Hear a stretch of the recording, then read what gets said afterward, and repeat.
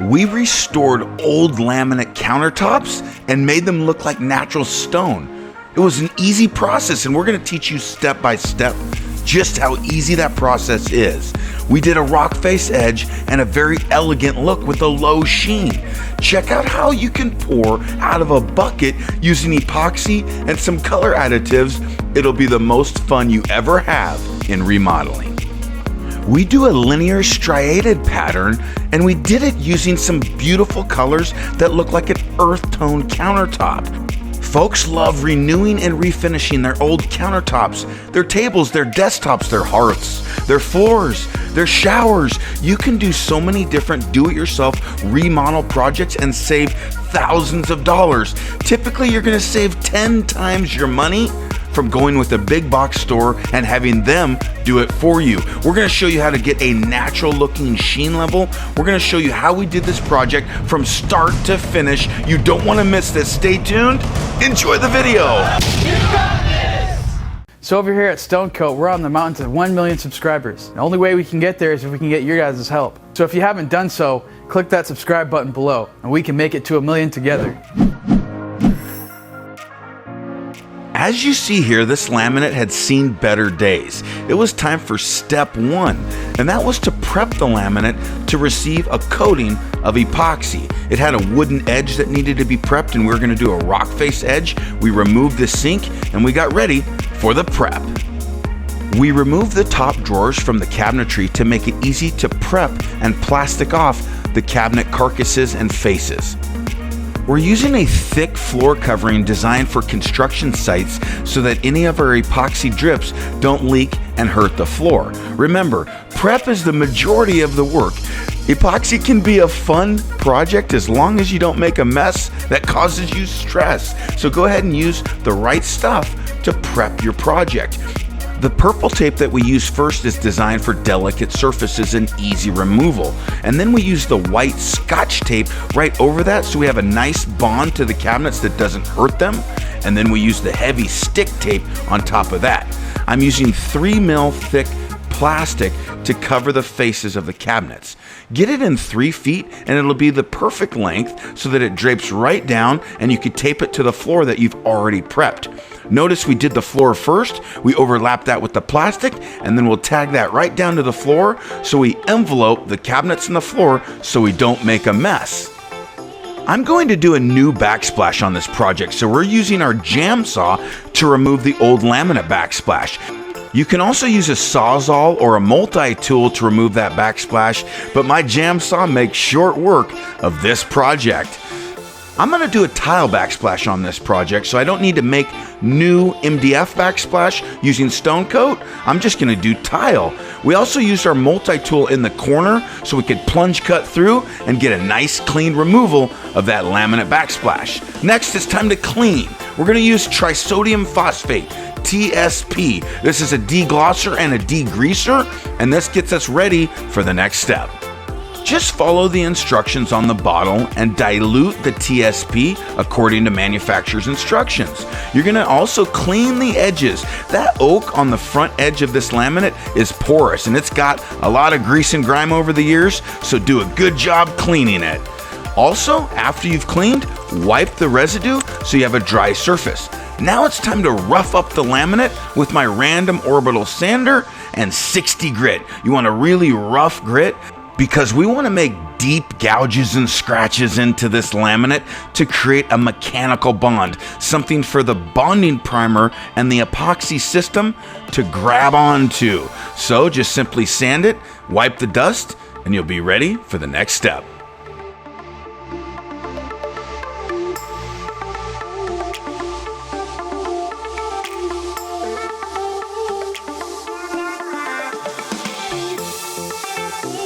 Time for our backer rod. The backer rod is going to fill the gap that's left behind when you remove the laminate backsplash. This is in preparation so that we can use some Bondo putty to fill the gap between the back wall and the cabinets. This is so the epoxy doesn't run down the back of the wall. Okay, now that we're all masked off, it's time for step 2, preparing the substrate. Using the Bondo putty to fill that gap in is also an easy process. I'm going to use a good amount here because this is a big kitchen. I got a decent little gap there to fill, so I'm going to use my Bondo squeegee and just mix in that hardener by rolling the Bondo on top of itself repeated times. If you've never used Bondo, start with a little batch so you get the hang of it. Also, disclaimer, this is stinky stuff. It's gonna stink up the kitchen a little bit, but the smell goes away rather quickly. That's okay. So we're just gonna simply squeeze that into that back gap, and that backer rod makes up most of the difference. So it'll be an easy process as well. I'm also gonna fill all of the seams and any scratch marks that are any depth so that I get a nice smooth surface. And I'm also gonna do a rock face edge while I'm at it. I'm just taking that Bondo, rubbing it horizontally, and then tapping it so I get high points I can later sand off to make a natural looking edge. This hides the fact that this was a laminate kitchen to begin with. Now I have a rock face edge, I have prepared backsplash, I've filled my seams, and I'm gonna let the Bondo dry. As the Bondo starts to set up, it'll go through a curing stage through about a 20-minute window. As it starts to dry, I use a scraper and just scrape anything off the surface that may be a high point that I don't like. This avoids me having to sand everything because at this point, as it's drying, it comes off easy. After it's dry, I'm going to use 220 grit on my random orbital sander and just sand off any of those high points. By rubbing my hand across that surface, that's my gauge telling me if I got it smooth enough. I don't want any high points that are sharp that would be uncomfortable to rub against. I love doing this decorative look because it's so forgiving when I pour my epoxy. It makes the epoxy look very natural, like a split face, rock face edge that costs thousands to get manufactured and fabricated with when you choose natural stone.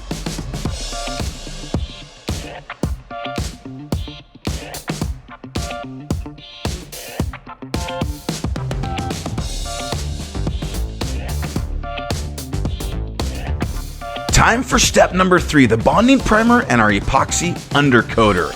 I'm just gonna sand that surface, I'll wipe the dust, and I'm ready to apply our bonding primer. Now, because this is laminate, we need to be able to stick to laminate, so we're using our bonding primer available right there at our website at coatcountertops.com. I'm gonna roll on one thin coat. You could do 2 thin coats if you wish, but our epoxy undercoater is what really gives us the color, not the bonding primer. So as you notice going over the laminate, it's kind of a thin coat. You can see some of that color originally. That's okay, that's normal. This is what gives us that grip, that bond to old laminate, Corian, or any solid surface product that doesn't have an open pore or it's not porous.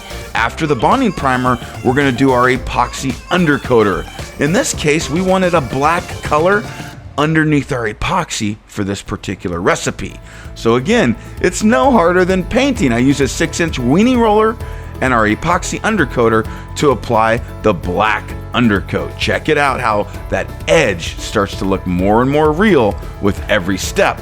Now keep in mind, this is still day 1. We've done all of these steps the first day. This isn't hard, guys. This is a DIY level project that you will show your friends what you made, and I promise you they won't believe it.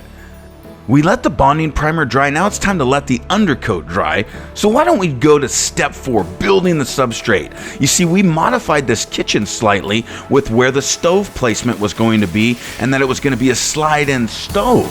So we had to build a piece that flanked that stove on the left-hand side. So to match that laminate, we ripped a drop edge down so that it would be a total of 1 inch as opposed to my normal 1.5 inch. So I just add a piece using a pin nail gun and some Titebond 2 wood glue to the front edge and the edge that will be exposed in the kitchen so we can make our own MDF new countertop. Now, if you were in new construction, you would build the whole kitchen this way, but because this is a remodel, it's a hybrid kitchen. There's going to be one piece that we made brand new, and the rest of it will be over old laminate. We're going to follow the same steps we did in the kitchen by using Bondo and creating a rock face edge. However, the major difference here is we don't need bonding primer. You see, MDF All you have to do is use our undercoat to get the color, and then you're ready for the epoxy. So there's just a step that you can avoid, but because we're going over the original existing laminate, we didn't need to build new countertops for the entirety of this project and kitchen. One of the other benefits of building off-site as opposed to on-site is the prep work is much easier. We're building in our shop. You can use your garage, your outdoor space. You can use any place that you have that you typically do your DIY projects. You need a table, some power, and some power tools. Again, to create that rock face edge, all we did is tap that Bondo and then sand the high points off, and we are ready with our substrate to do our undercoater. I love this rock face edge. Guys, tell me what you think. Do you guys like the rock face edge? This is our rough rock face. In some of our other videos, we show how to do a smoother rock face that looks like slate. It's a linear pattern that looks really cool. There's still two smooth edges on this piece, one that will butt the stove and the other that will butt the back wall. I'm just easing that 90-degree edge with sandpaper so the epoxy flows properly. Now time for the undercoat. Same thing that we did in the kitchen, just on the MDF now. And we're using that 6-inch weenie roller. We'll do 2 light coats, we'll back roll it, we'll let it dry, and we're ready to bring this to the job site and get ready to pour. I sand that undercoat by using 220 grit. I use my paper towels to wipe the dust, and I'm ready for the next step. We're gonna create a tape dam. We're not gonna let the epoxy flow over until we decide it's time, so that I don't make a mess and walk in the epoxy in the kitchen and track it all over the place. I'm just gonna create a tape dam.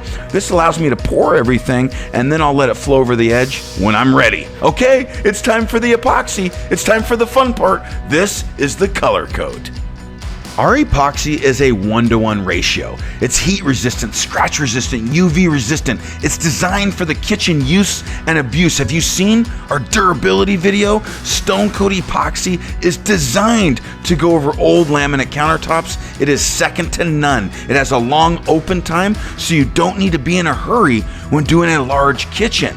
All right, here's the recipe. You can write that down, or you can go to our PDF. We've linked that in the description. We've done the hard work for you, and we have a step-by-step PDF that you could print out. If you love this recipe, you can copy it. All of our free training is at stonecoatcountertops.com. Now what we've done is we've segregated all of the colors out into their own buckets so that we can mix those and then mix them back together. This is our exotic pour. This is how we do our projects to make them look like natural stone, even for a first timer. Now you saw how much black that I mixed in that other bucket? That's gonna be our wash coat. We'll get to that in a minute. But when you're mixing our metallic powders, make sure you do it thoroughly and vigorously. Grab your friends. Everybody can grab a bucket and mix it together so that we don't waste too much time mixing our metallics. Our epoxy is versatile. You can use our epoxy dyes, our metallics. You can even use our Rust-Oleum spray paint that we sell right there on the site because it's compatible with Stone Coat Epoxy. It gives you different looks. Each additive between the metallics, the dyes, and the spray paint, they actually fight and argue with one another to create these cells and this stone-like structure that makes it look very realistic. That's the secret to Stone Coat. You need techniques that make you look like a faux artist that are simple. Now as we pour our colors back into the large bucket, I'm also spraying some spray paint over the surface in between the layers. This creates those cells and that structure that I'm referring to. Just add all of your colors one by one back into the bucket. You don't need to pour the whole bucket. You can just intermittently pass that through and through as you pour that bucket all the way back up to the top. We all joined in. We had a blast. Now it's time for the wash coat. This is a black wash coat. The reason I chose black is because where the colors squeeze together, it will create black veins that I really like. I'm just using a paint stick to spread that out. You can use a tongue depressor, you can use a paint roller, you can use whatever you want to do a nice thin coat over that undercoat. This is also going to help promote adhesion. This is a great way to push and make this epoxy bond to that existing laminate. One of our biggest compliments is how well Stone Coat Epoxy bonds to old surfaces using the tips, tools, and tricks that I'm teaching you in this video. Okay, it's time for the fun part. We are pouring out that exotic pour. I call it an exotic pour because this mimics exotic stone, a high-end stone that would cost thousands to do in your kitchen space. I love the looks that you get by intermixing these colors and pouring it out as one. What do you think? Check that out. Depending on the technique that you use and how you pour it out of the bucket will also dictate the overall look of your project. You see, I'm going in straight lines here, the long way in length with these countertops. That's given me a striated pattern. You could do a random pattern or a ring pour. You can do multiple different techniques. And again, we have that free training right there at Coat Countertops in case you want to change up the look. But this look is timeless. It looks so beautiful. It's a popular look because it's easy to do and it looks natural. Now remember, I only mix up enough that I'm comfortable with because I could always make another batch. And that's exactly what we did here. We needed to finish this project. I needed a little bit more epoxy, so I did an additional pour. I'm also using a drywall knife to really control how that epoxy goes towards the back of these countertops. I didn't want to push it with my hands because I love the look. I didn't want to mess it up. So I made another batch just to go in and fill any of the dry spots that may have been left over. Don't be afraid to experiment with a sample piece. Try a sample piece first. Maybe go to the old thrift shop. You can go somewhere that they sell old furniture, end tables, things like that. Do an end table first, get your technique down, and then you'll be ready to do your kitchen with more confidence. All right, remember that piece that we made out of MDF? That's what I was just doing. I'm also gonna rub this wash coat in the side piece, that wet bar, and we're gonna do that piece as well. You might as well do all the pieces in your kitchen at once. Don't prep the kitchen to re-prep it later. Do the whole project. All right, I'm mixing another batch for that wet bar.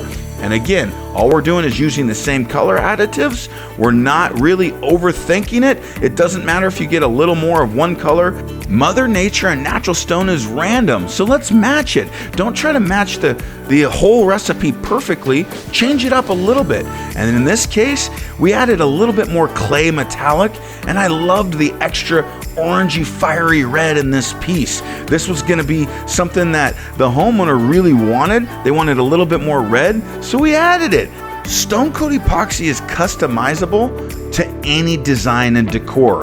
If you have a set of curtains that you're in love with, you can match it. If you have a tile backsplash you want to keep, you can use the same color tones in your countertops so it looks like it was meant to be. This is completely customizable, and you could put veins exactly where you want them. You can accentuate an accent island. You can use the color tones that you're searching for in natural stone and can't find. Can you see the extra clay metallic that we used there? Check out how beautiful that came out. All right, now we're gonna add a couple of veins. I had some leftover epoxy in some of those little buckets. I scraped it all together and combined it into my own little miniature exotic pour. And I'm just going through where some of the counters needed a little bit more pop, and we added some veins. I made the homeowners worry a little bit. They loved it so much they didn't want me to mess it up. But again, they were happy that we did this. I'm curious, what do you think? Would you have added these other veins, or would you have left it as it is? Let me know in those comments below.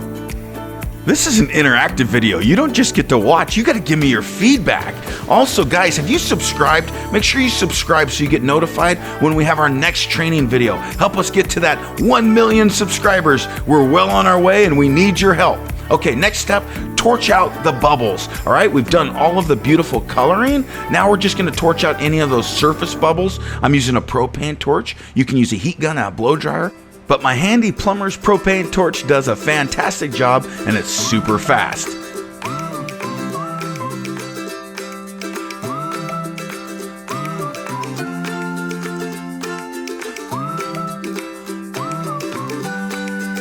Now that the countertops are coated, it's time to remove the tape dam on the edges so that we get the color to flow all the way over those edges.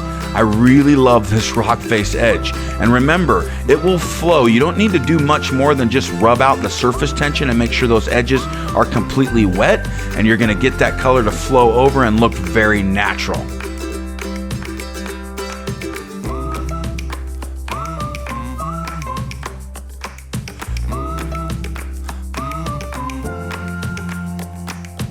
Now, because both of these sinks were top mount sinks, I'm gonna leave my tape dam actually in the sink so I don't have to re-prep before my clear coat, but that's okay. I'm gonna just cut that off with a razor knife later because the rim of that sink will be hidden because it is a top mount sink.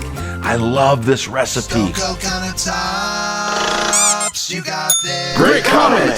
Hey, we got a great comment from Serena Fuentes. She asks, how long do you wait before you take out the tape around the edges? Glad you asked. So what we like to do is we like to pour all of our epoxy, get all the effects we want, and get our project 99% how we like, and then we remove the tape, and that should give you just enough time to let the epoxy flow over the edges, as well as give you enough time to do any last minute effects. Thanks for asking. Okay, it's the next day and it's time for the clear coat. To prep for the clear coat, we're simply gonna sand with 220 grit and we'll get a mechanical bond between layers. Our color coat and our clear coat are the same thing. They're the same Coat Countertop Epoxy. However, we're not adding any colorants. There's no additives, there's no coloring process. It's just to build and protect and add depth to the color coat. We wouldn't want to have spray paint touching our food. That's why we do a clear coat with our food safe epoxy with no additives. That's why we build this up, and it will create a long lasting, generational, massively durable, beautiful countertop. I'm using a synthetic steel wool, a Scotch-Brite pad on that rock face edge to knock down the gloss, to really create a mechanical bond in between the layers that go over the edges as well. That's a pro tip. A little bit of acetone or alcohol on a rag will clean off any excess dust that you cause by sanding. Make sure it's nice and clean before pouring that clear coat.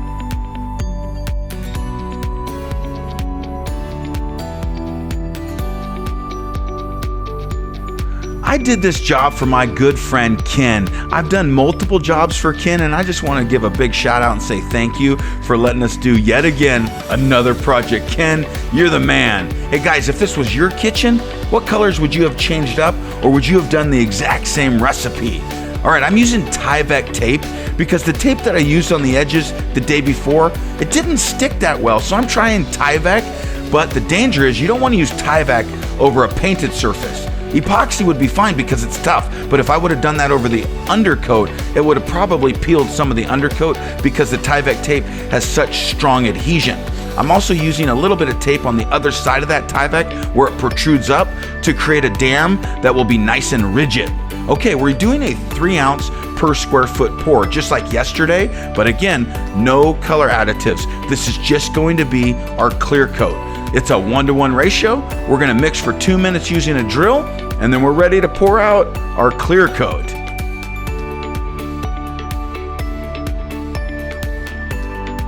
To allow for easy controlled pouring, I'm pouring the material into a smaller bucket, and I'll do a couple of different pours. I'll pour the epoxy down the center of our project, and then I'll use my 1/8 by 1/8 square notch trowel to spread the product evenly. Now remember, the clear coat is different than the color coat.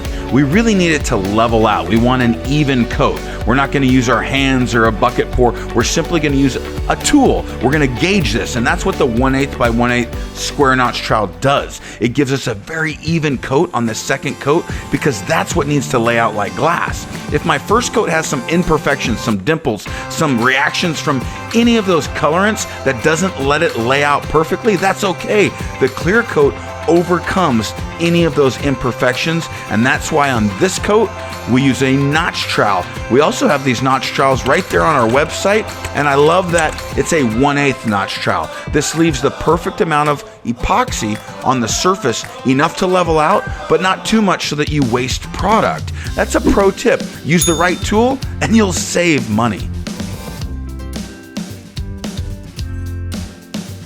Remember, Coat Epoxy lays out like glass. It's extremely self-leveling, and because of our open time, it allows you to get a very flat surface because it continues to level out. It's also a thick material so that it doesn't all run off the edges. It's designed for this process, guys. It's not your off-the-shelf epoxy. This is designed for your kitchens and your bathrooms, for your high-end remodel projects. This is why Coat has thousands of 5-star reviews. After we've troweled out the surface, it's time to chop the surface. We don't want to have any trowel lines, and we also want to break any surface tension. Chopping the surface also guarantees that everything's mixed thoroughly. It's going to guarantee that you don't have sticky spots. You see, we've mixed with the drill, we've troweled with the trowel, and we're chopping with the brush. These 3 steps in conjunction with one another will ensure that you have an even coverage, no surface tension, and no sticky spots. I've done so many countertop jobs, and when I follow my process, when I do those 3 steps, I don't have sticky spots. And that's very important with working with epoxy. You want to ensure that you have a good mix that's bubble free, that lays out like glass with no surface tension, and this is how you get it done. Again, just like yesterday, I'm going to use my propane torch, pop any bubbles that are left over, and then I'm ready to remove my tape dam. I'm ready for it to flow over the edge. Look at how it's laying out. What do you guys think?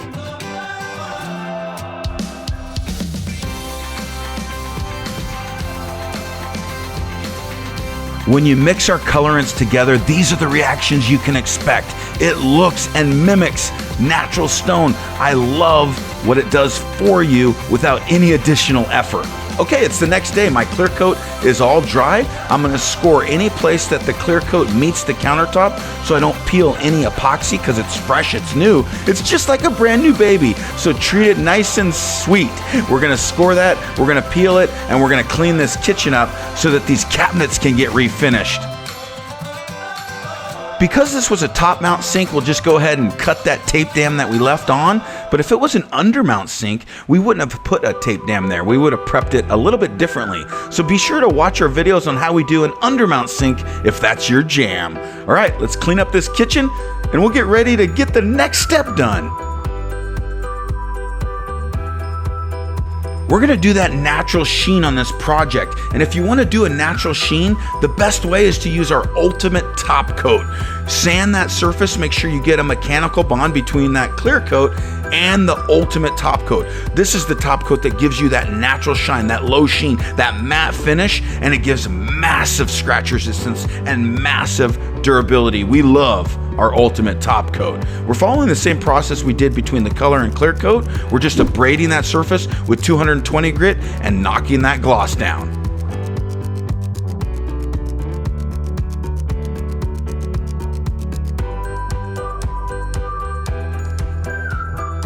Now, it's been a few days since doing the clear coat, and that's a pro tip. If you like your countertops, but you want to add a low sheen, it doesn't matter if they're a little bit older. You can come through, sand them, clean them, and apply the ultimate top coat anytime you want.